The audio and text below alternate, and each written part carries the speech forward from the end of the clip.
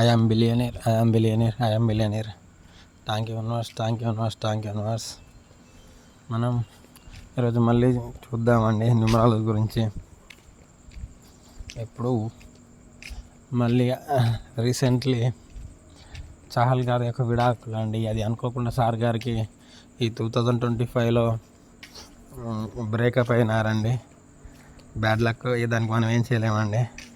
అంటే ఒకప్పుడు value highlight ఉండేదండి.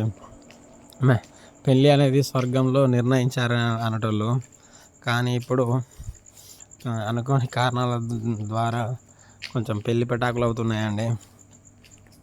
మన మ్యారేజ్ డేట్ అనేది మనకు చాలా చాలా ఇంపార్టెంట్ అండి. అది నమ్మినా నమ్మకపోయినా నిజమండి.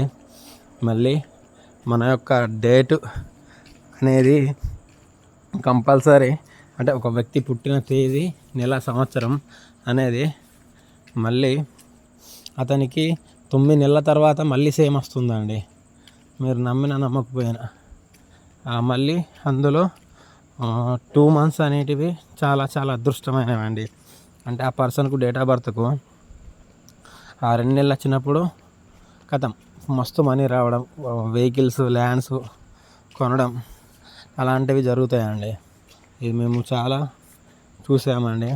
మళ్ళీ మంచి 2 నెలలు ఉంటాయి, మరియు బ్యాడ్ కూడా 2 నెలలు ఉంటాయండి.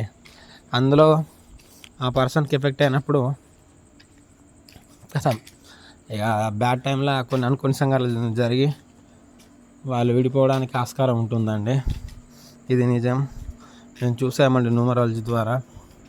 అందుకే మేము అంటారు మ్యారేజ్ ఈజ్ హెవెన్ అని. అంటే ఎక్కువ పెళ్లి స్వర్గంలో నిర్ణయించారంటారు, కానీ ఈ జనరేషన్కి వచ్చేసరికి కంపల్సరీ వస్తలేదండి.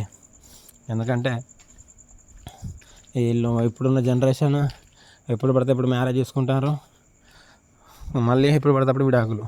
కానీ ఒకప్పుడు 90sలో అట్లా లేదండి. ఎందుకంటే చచ్చిన బతికిన ఒక్కలేని అంటారండి. ఎందుకంటే మనం చూడండి, ఎక్కువ శాతం తాతలు ముత్తాతలు సేమ్ ఒక వాళ్ళు ఉండేవాళ్ళు అన్నట్టు. కానీ ఇప్పుడున్న జనరేషన్ చేంజ్ అవుతుంది. డబ్బు అనే ఈక్వల్ టు నెంబర్సే అండి.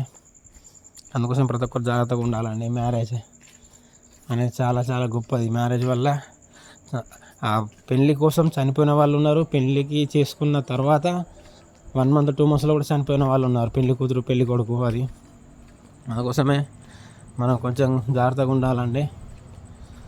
Thank you universe, thank you universe, thank you universe. I am billionaire, I am billionaire, I am billionaire.